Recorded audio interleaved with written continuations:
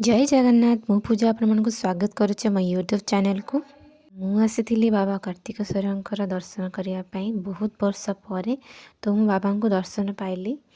पहड़ पड़ता खोलीगला तो केमी खोलला चलतु आम फुल वीडियो देखा। तो लास्ट पर्यंत निश्चय देखु बाबा मुक्तेश्वर दर्शन पाइबे।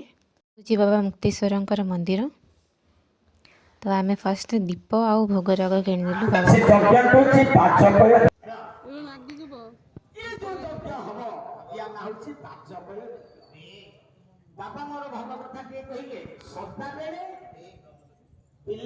तो आम पहुँचु बाबा पहड़ पड़ जाता आगु तो आम जाऊँ फर्स्ट आम टिकेट काटिलु तापर देखी तो आम पहड़ पड़ जाए बाबा तो आम बाहर थाई मुंडिया मारलु आउ दीप जलिया भितर तो मु मुंडिया मारली बाबा को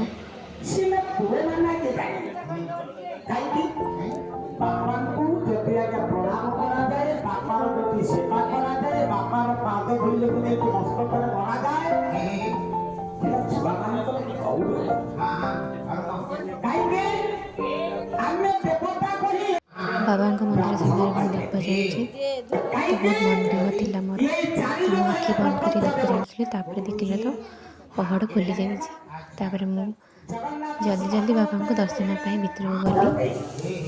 देखो बाबा को पूजा अर्चना चलती तो बाबा को दर्शन कली आ पूजा भी कली। जय बाबा मुक्तेश्वर।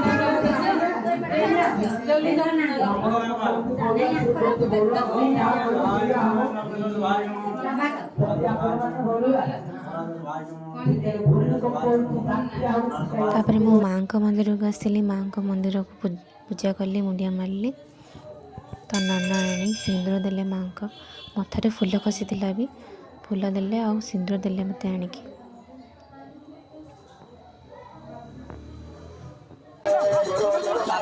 आम से पाखे मिनी बजार पड़ता आम से बुलिया गलु खावा पीवा आ कि किना बिका भी कलु।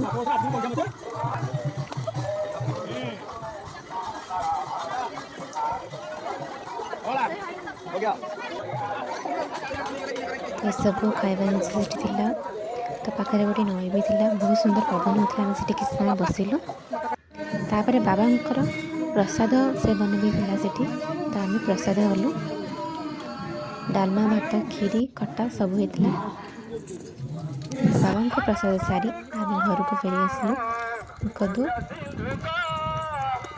बिल मझे अच्छा बाबा मु घर को फेरी चकुली कली चकुली करी चकुली कर समस्त खाया को देली आ मु निजे भी खाइली।